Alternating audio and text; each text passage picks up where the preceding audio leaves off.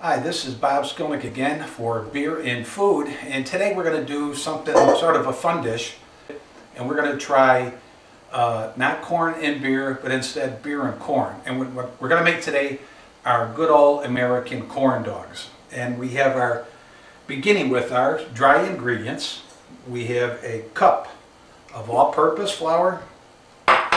Into that we're going to add 2/3 of a cup of yellow corn, 2 tablespoons of light and dry malt extract. So once again, I'm using malt extract and hoping to pick up a bit of maltiness, something that's not too overpowering though.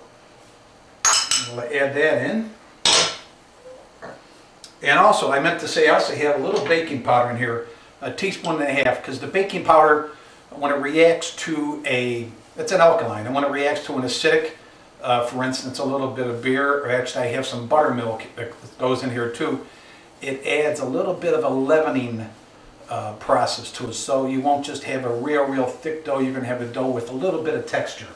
So that was 2 tablespoons of the malt extract, the light malt extract, and 1.5 teaspoons of the baking powder.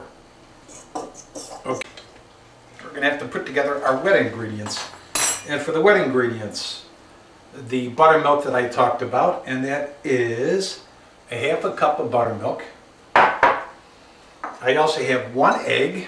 Actually, we're going to beat it all. We'll do it like this. We're going to add it to a bowl, just to mix these ingredients all together. We're going to take 1 egg, throw that into, and then finally, calls for 1/4 cup of beer. And because I'm using the malt syrup, and I'm afraid I might pick up a little bit too much maltiness, I've taken a light beer, and it's a Sam Adams light beer. Actually, it comes highly recommended. And we're going to use 1/4 cup. That's good. That means that will leave me 8 ounces to knock off later, or thereabouts. Mix it all into the dish. And I'm going to beat this, just a gentle beat, just a quarter. And pour it right in. Honestly, I don't think there'd be any problem if you simply just threw it all together. Don't see if there'd be much of a difference in the quality or the texture. Now, I did corn dogs because, well, they're just a fun thing to make. Kids like them, adults like them too. They've been around since I think the 1940s, 1942, and there are as many people who claim to have been behind the original corn dogs as there are stars in the sky. Supposedly corn dogs began without the sticks, and sometime down the line they metamorphosized into these little sticks on the end here. A good idea because it makes it much more convenient to eat. So we're going to mix this up a little bit,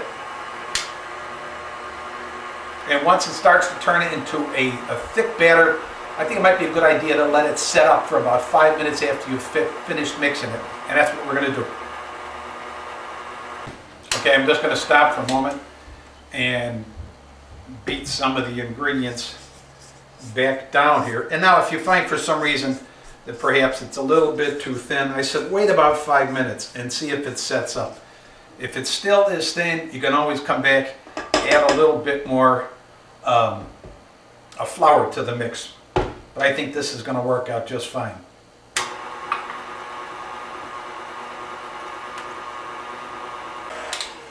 That looks about it. So what I'm going to do after this is just let it for a few minutes. It gets a little bit thicker, a little bit richer, and then we're going to begin the dipping of the hot dogs. And now, let me get this out of the way. Put it in a container of some sort, something a little bit of depth. So I'm using a Schwitteris, little Lithuanian beer glass that I have on hand. And just try to get the dough in the best you can without making too much of a mess. Let's see. Make sure you get everything off the bottom here.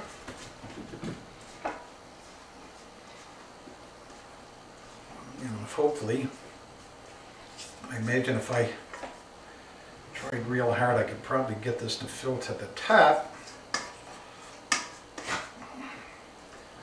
That's close enough for government work. So now, all you need to do is take the glass, stick the dog in, twirl it around a little bit,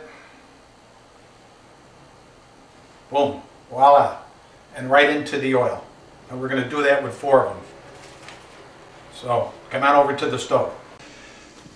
Now I've got the oil cooking here. To take that first dog that we were playing around with there,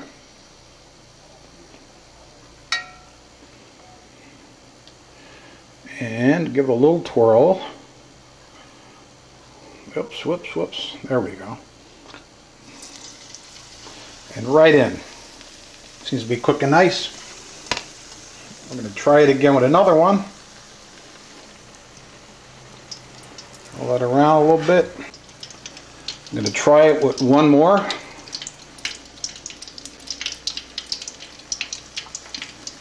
That goes right in there. Maybe we'll just stick with 2 of them. So now, just playing around with them a little bit. They look good, they're getting there. And don't try to crowd the pan. I mean, you crowd the pan, you're going to lose some of the temperature of the oil. And then you might be here all day waiting for these babies to cook. So that's starting to get there. We'll give it a few more minutes. This one, oh, that's looking nice.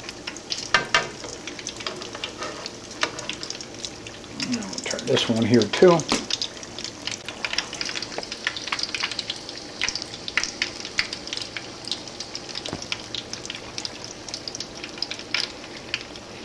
So I was debating what kind of a beer I would have with something like this. And I have in my mind a beer from Capital, an amber lager.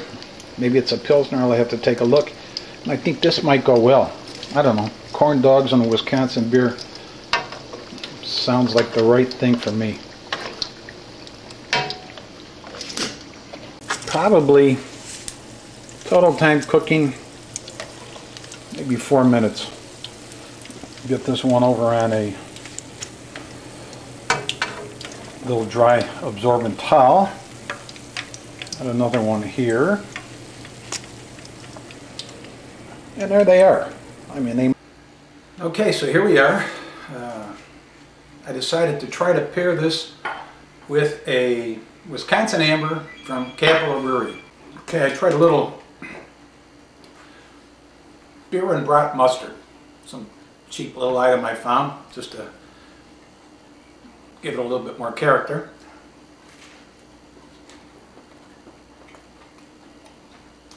Good.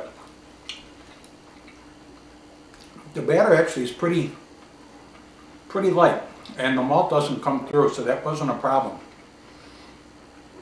Some suggestions: you could add something like jalapenos, chopped up real fine to the batter. You can green onion.